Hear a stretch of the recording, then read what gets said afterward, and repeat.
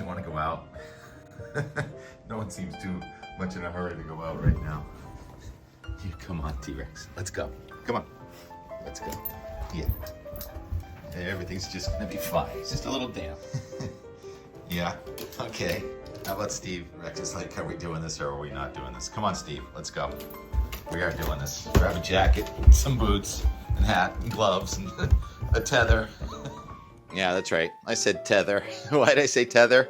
Well, it's kind of gusty out there. I got on my winter gear and boots, and there's T-Rex and Steve. Are you coming, Steve? I don't think he is. I don't know what happened. It just shut itself off. So we're outdoors here at 9:30, and I talked about birds.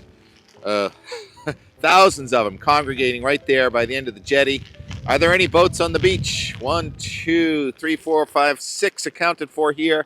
No boats on the beach. We got birds on the ground. I don't know if I got the beginning of this recording or not, but the top of the flagpole bird is on the ground right now. But the boats are not on the beach. As they say, story continues to develop, and turns out we do have a boat on the beach this morning. Stanley Foreman, Marblehead, Massachusetts. That's tough. Doesn't look too injured. Those rocks right there. Okay, take 3. My camera keeps shutting off. I'm trying to do this outdoors because that's what we do. But I think I'm going to have to just hide right here and tell you the story. I don't know how much you got of that first part. I came outside and the crow fell off the top of the flagpole. And I didn't see any tomatoes on the ground. And all the boats are still on their moorings. No boats on the beach. And look at all the cormorants out there facing into the wind. Birds just think this is really fun, I guess. And I don't know if I mentioned this before. It's 56 degrees, and this is Monday, October 13th, day 2 of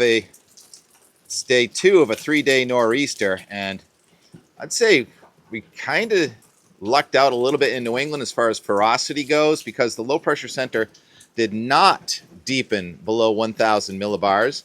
And we talked about the complexity of having dual low pressure systems. And that one yesterday off the coast of South Carolina just sat there all day. This is what it looked like at first light this morning. Ed Petrowski says it was raining for 58 hours in a row at Myrtle Beach. And that looked like a tropical storm. The buoys were warm core yesterday, but we're not going to beat that around the bush. It looked like a tropical storm to me, or at least a subtropical storm. Watching the cormorants on the move here. And about 1 to 2 foot waves right there. And the low pressure system near New England is only about 1,004 millibars, and that's a big difference than, say, 995 millibars, which there were some chance it was going to happen. So the storm warning for New England has been discontinued. We now have a gale warning, and the wind on Cape Cod certainly is all it could be. The dune there next to the Beachcomber. This is the view from the Beachcomber this morning at 7:30, and we've got the Marabellus Extreme Performance Anemometer up on the hill next to the Beachcomber, and there's the data. It was sustained around 40 miles an hour this morning with a wind gust to 64.5 miles per hour at 1 a.m. No reports of widespread damage this morning, just scattered power outages. Actually, the state of Connecticut has more power outages than Massachusetts. That's interesting. How much rain did you get? And again, this is it's only day 2 of a 3-day event. We have another 24 hours to go, but there it is. Exeter, Rhode Island, more than 3 inches. And you have widespread 2 to 3 there, Narragansett Bay to Buzzards Bay. And then out on the east side of Cape Cod, Orleans passing 3 1/3 inches of rain as of 7 o'clock this morning, and was still pouring. So there are going to be areas that do come in with 4 to, I think 6 would be sort of an outlier. And the radar this morning showed the rain all the way up to the Mount Washington Valley, which is kind of a surprise. That was another moving target. We didn't know how far north the rain would get. It's not that heavy. I think the echo looks worse than it is at Mount Washington because the freezing level is so low, so it's picking up bright banding from sleet and snow up in the sky. And at the summit of Mount Washington, there's the web camera. It's freaky looking, isn't it? That's because it's covered with ice and it's sleeting, and the temperature is 28 degrees on Mount Washington, where the wind is from the east and the north, coming in at about 50 miles an hour, I think. So this is a rather unusual event in the nature of it. Yesterday, the surface map showed dual low pressure systems, that one off South Carolina and the one up forming on the warm front south of New England. But what's really unusual is there was rain falling from the cloud all the way from Georgia to Maine. My brother Bob pointed that out. He says, I don't remember these storms having rain falling all the way from Georgia to Maine, and I was thinking, well, that happens a lot. Well, not with it raining in Georgia and Maine at the same time. We have plenty of storms that come up the East Coast, but usually it stops raining in Georgia before it starts raining in Maine. So yeah, this is an unusual event, and that's one of the reasons it's been so difficult to forecast, and continues to be rather difficult with the northern edge of this precipitation and the block that's forming, and the fact that there are storms on both coasts, west coast and in the northern plains, about a half a foot of snow in Montana, even at lower elevations, with a storm that normally would push warm air into the eastern region, but the blocking is preventing that. And did I show the view from space? So here's the view from space of this East Coast storm. This is the first thing this morning. You can see the cloud extending now from Maine to just off Georgia and off of South Carolina. This is a close-up of the system that, in my opinion, should have got the name Subtropical Storm Lorenzo. And that's going to sit down there and just kind of pull our low back down to the south. Well, that's kind of how it looks on the map. That's not really the dynamic that's happening. Upper level low is going to be consolidating south of New England, and our low pressure system is not moving north. Usually a nor'easter, you have your low moving north by Cape Cod and out. Well, that's not going to happen with this one. Here's the map this afternoon. The low is still south of New England, and the northern edge of the rain reaching almost to the Canadian border.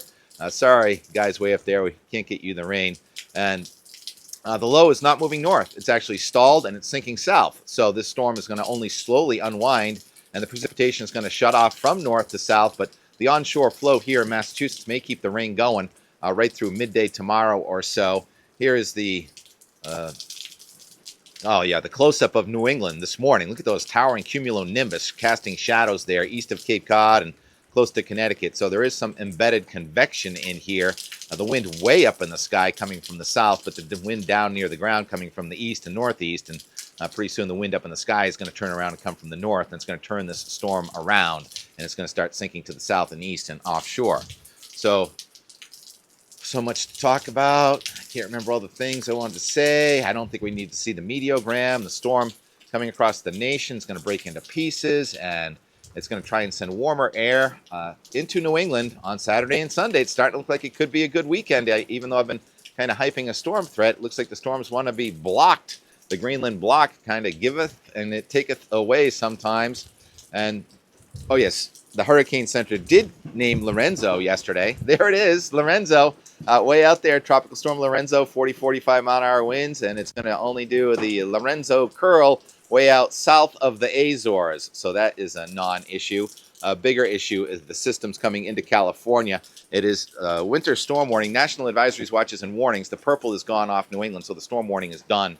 And the coastal flood threat has really diminished also. It does not look like we're getting coastal flooding, but we are getting major coastal erosion. That has to do with a higher barometer. And anyhow, the western side of the map, the winter storm warning continues in Montana, passing 6 inches of snow at lower elevations. And there's a winter storm warning now for the mountains of eastern California, south of Tahoe. It looks like Mammoth could get 2 to 3 feet of snow with an upper level low coming on the west coast. So why don't I just go right to the Euro here? And this is the one where we show the national weather picture.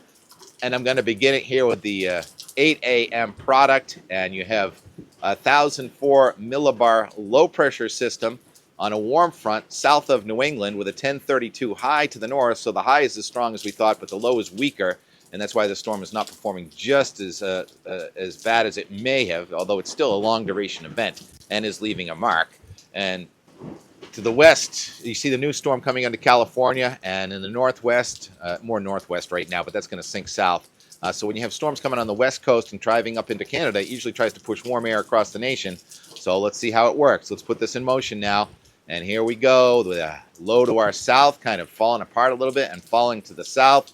A new storm there with the weather in Washington, Oregon, and California on the west coast. The snow elevations way up there around 7,000 feet. If we had 7,000-foot mountains, we'd be getting snow too. And this storm in the west is going to power up, and it's going to push warmer air across the middle of the nation as our low kind of falls apart and sinks south. And we're going to have increasing sunshine late tomorrow from northwest to southeast, but I don't think we're going to see the sun in the Boston and Cape Cod area for a while. And the wind is still going to be gusting 35 to 45 miles an hour. All right, so let's pick this back up late tomorrow and into Wednesday. There's the Wednesday map. We have a little ridging going on between our departing storm and the next one coming at us, but there's a cold front powering down from the north, and it's going to squash any attempt at warmth. And that 540 line still coming south here Wednesday night into Thursday with some ocean effect raindrops there near Cape Cod, and you can see the isobars to the east of Cape Cod. That is the ocean storm kind of trying to curl back in our direction, but looking like it's not going to make it. I know that's been a moving target, but the systems coming off the Pacific in the middle of the nation are just a little bit too powerful, and they're pushing a warm, high-pressure system. Well, it's actually cold high-pressure system into the southeastern United States, but the fact that that high goes south of us, we get the return flow of a warm-up here starting on Friday into Saturday with the, looks like 564 thickness coming at us. So by the weekend, Saturday, we may be back in the 70s for the 16th nice Saturday in a row, possibly on Cape Cod, as a big storm powers to our west and north. And there's record warmth there over Oklahoma. The 576 thickness is there. And then it's Sunday night, and another front comes through here. This is going to be a tough battle between the warm air trying to come in and how warm it gets. And that cold front comes in Sunday night, Monday with those downpours. And then we now see a storm stalling in southeastern Canada as head diminished to a 988 low, but is filling as it sits there and spins. And we stop it now at 8 a.m. on Tuesday, October 21st. And at that point, there's a 988 low in eastern Wyoming with more snow in the northern Rockies and Tetons, and record warmth there to the south of that low coming across the Central Plains. And here in New England, we also have a 998 low. And with that, if you look very carefully right underneath the 998, and that's over Quebec City or so, there is a little blue dash line there. That's the 540 line. So close to being cold enough for snow, but not quite. But there will be upslope rains, maybe mixed with some snowflakes at places like Jay Peak and Mount Washington. And that would be a week from tomorrow. That is day 10, as this computer program, the Euro, was initialized yesterday. So yesterday would be day 0, today would be day 1, and day 10 on that, or 9 or 10, whatever. It's Tuesday, and it's not snowing, I don't think. But it's subject to change because all these forecasts are waves of weather changes in waves and weather forecasts change in waves. And thank you, Rob T, for correcting me where I said it was October 15th, 2025 that they were skiing at Jay. Well, we haven't even got there, and I wish that was the case, but I made a typo. It was last year at this time that it was snowing at Jay Peak, and that we were snowing and we were skiing on the 15th of October in 2024. Sean and Josh sending us that video from a year ago this week. So it is that time of year, and we're getting close. It's only a matter of time. The fact that it is snowing so much out west means that the pattern is ripe for winter to shift east, and you'd think with the Greenland block it would happen, but the Pacific Ocean dynamics are overwhelming the Atlantic Ocean dynamics right now.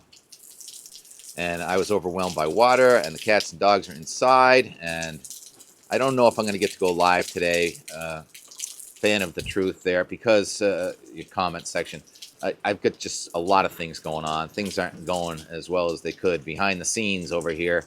I've got a lot of chores and catching up to do, so I'm gonna, and I can't look away from the weather, so I don't think I have time to do a YouTube live, but I'm gonna work on that. We'll try and do that at some point. I gotta practice that anyway. All right, really appreciate all your comments and everything and your patience, and hope you're enduring this.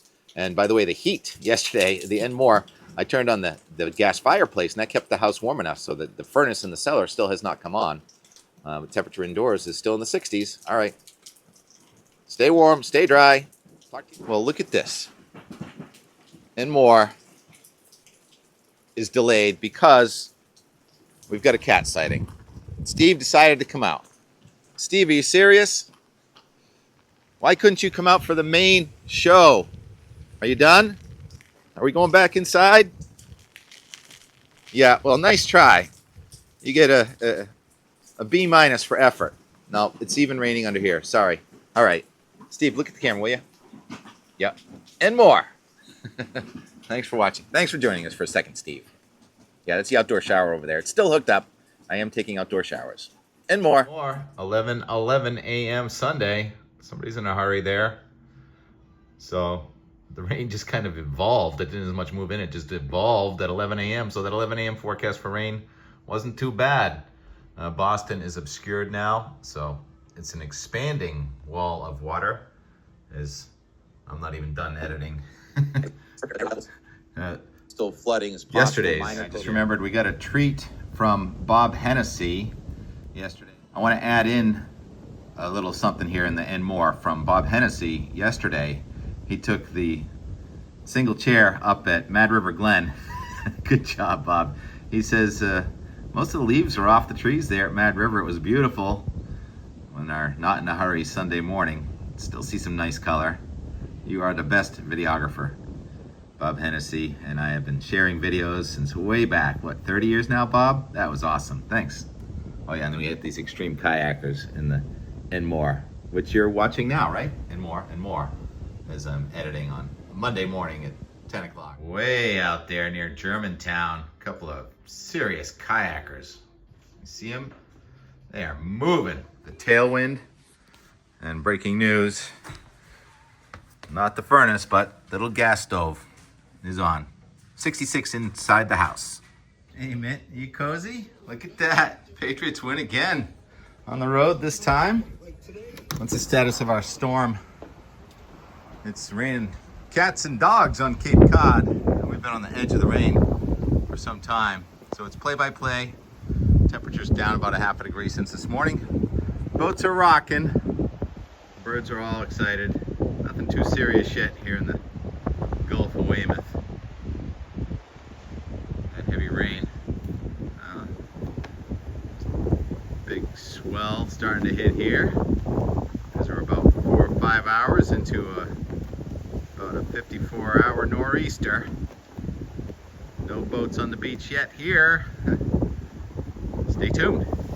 5 o'clock update from the Gulf of Weymouth, Massachusetts. And just a run-of-the-mill nor'easter so far. Good seas of 1 to 2 feet here on the Gulf. And the tomatoes are hanging in there. Steve came out for a second. Now he's going back. Harvested a few tomatoes. Leaving the flag up. Tighten the line a little bit. I wouldn't mind if that pole snapped. Give us some interesting content, wouldn't it?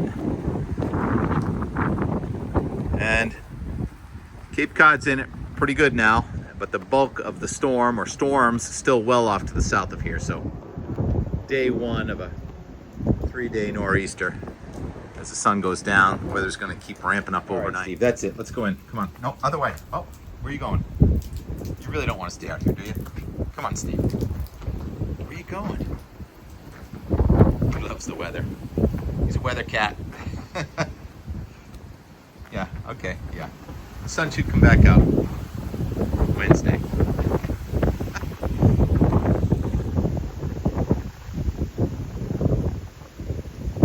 5 o'clock. It's still not that bad around here. Off to our south, though, much worse. The main low pressure system is way down by South Carolina, and there's still a wave on our front, well north. And I just picked a few tomatoes.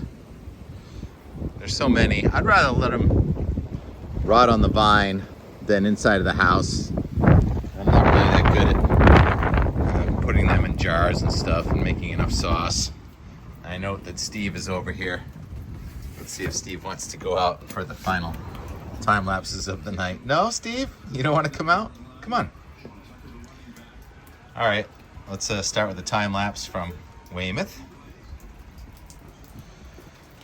All right, now we'll start with the time lapse from Weymouth.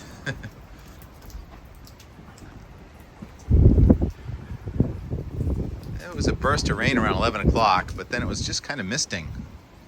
Very slow-moving northern band of energy well north of the front and especially the low in South Carolina. So far, no cyclogenesis south of Nantucket, just a band of rain with overrunning precipitation. If it were winter, I think it would be warm enough that this would be rain, not snow. Look at those breakers out there developing. Gulf of Weymouth. What do you think, Steve? And here's the time lapse of Cape Cod. Dennis, where that band of rain looks so intense on the radar, but with the freezing level only around 6,500 to 7,000 feet. Get this thing called bright banding. So it's actually ice in the clouds way up in the sky. It turns into the cold rain. And I think our Cocoa Ra's numbers are probably in the order of inches on Cape Cod. Was that how it worked out so far this morning? Steve? Looking for the birds. Not raining that hard here. All right, that's it for today. Now we're not in a hurry Sunday. Try not to be in a hurry on our Monday too. Day 2 of a 3-day nor'easter. Hang in there. This too shall pass. But winter is coming. Fool's boats. These dogs come in next week. All right, talk to you tomorrow. Tuesdays are good if you can get them. This week, too, we'll find out. Over now.